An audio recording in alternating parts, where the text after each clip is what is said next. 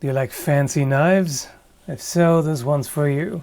It's got plenty of bling factor, or swag, or whatever the damn kids these days say. I don't know anymore. So, this is quite a nice looking knife. Got it from Gearbest. It came in this box here. It's a Stedemon design and manufactured by Zon Knives Company. There are several versions available. At first, I was actually wondering if this is a counterfeit because there are much more expensive versions available, but that's simply due to different materials. So as far as I can tell, this is genuine, and it comes in different colors. There's also a blue and a black version. This, in my opinion, is the fanciest looking one with this kind of red gold or copper look. Looks kind of more like red gold to me. And when I look at this thing, I almost can't help but to fat shame it. I mean, come on, this is a beefy folder. It's really, really thick. The steel is CTS-204P, which is equivalent to Bowler M390.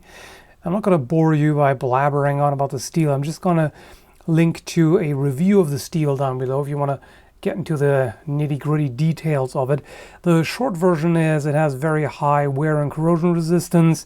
It's easy to sharpen, has excellent edge retention, and overall it's this higher end steel. The hardness can be up to 62 HRC, which is quite high. And it's got a frame lock, as you can see, and a ceramic ball bearing, which makes the blade action a little smoother. And it is quite smooth. It's not the smoothest I've ever tried, but it's quite good, and it doesn't take a lot of force to flick it out. I can just tap the flipper here and out it comes. So that's quite good. The handle is aluminum or aluminium with carbon fiber inserts, as mentioned. Overall, a fairly light knife despite the width. It's got jimping on the spine of the blade, which in my opinion is just right. It's not too aggressive, but deep enough to give you plenty of traction. If you have very long fingers, your thumb may end up above it, but for me it's pretty well placed. There's sharpness. Okay, a little bit inconsistent. Like when you get the right kind of angle, it cuts smoothly, but not always. There we go. But you can tell it definitely catches and tears the paper in certain spots. Although I've got to say the paper test can be a little inconsistent at times because it actually shaves. So maybe I'm just incompetent at cutting paper today. I mean, it's shaving sharp. That's actually quite good. Let's check regular office paper comparison.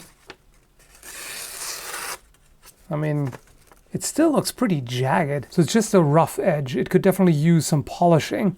Like, it bites really well, but I would suggest polishing it some more. Let's see how it cuts into the wood.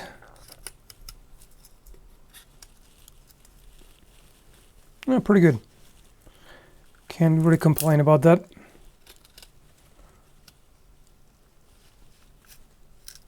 It seems very well made overall. Fit and finish are excellent. There's nothing loose on it at all. When checking the blade for play, it's completely solid. Absolutely nothing is moving that's not supposed to. And really nice, clean, crisp lines. Excellent machining. And the edge, as said, could be more finely polished, but it is properly sharp.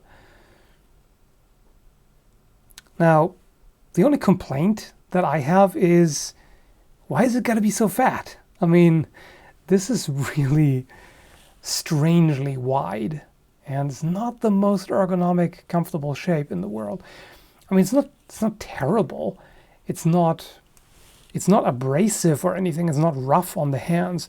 In fact, it did a very good job beveling all the corners and making them nice and smooth. It does feel very smooth overall.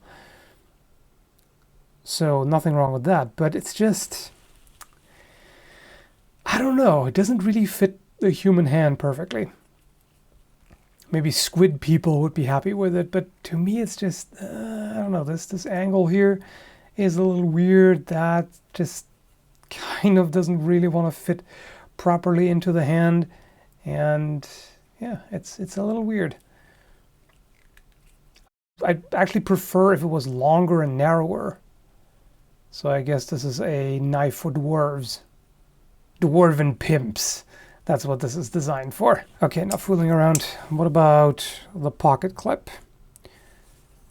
The pocket clip is actually carbon fiber. It's one of the few that doesn't have a steel clip, and it's pretty stiff.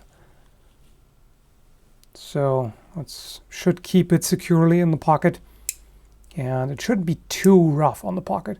There are some clips that just almost shredded, but this should be all right. And I definitely appreciate how smooth it is. So really, the overall shape is the only thing that I'm not quite happy with. It's weirdly blocky and angular and very wide. So that's a bit odd. But otherwise, it's quite a good knife. Now, from what I've seen, it seems to be discontinued at Gearbest, or at least they don't seem to be getting in any new ones. I'm going to post a link just in case it pops back up again. Otherwise, I'll post any other links that I can find. Otherwise, I'll post any other links of reliable sources that I can find if you're interested. So yeah, that's it for right now. Hope you enjoyed the review. Thanks for watching and have a good one, folks.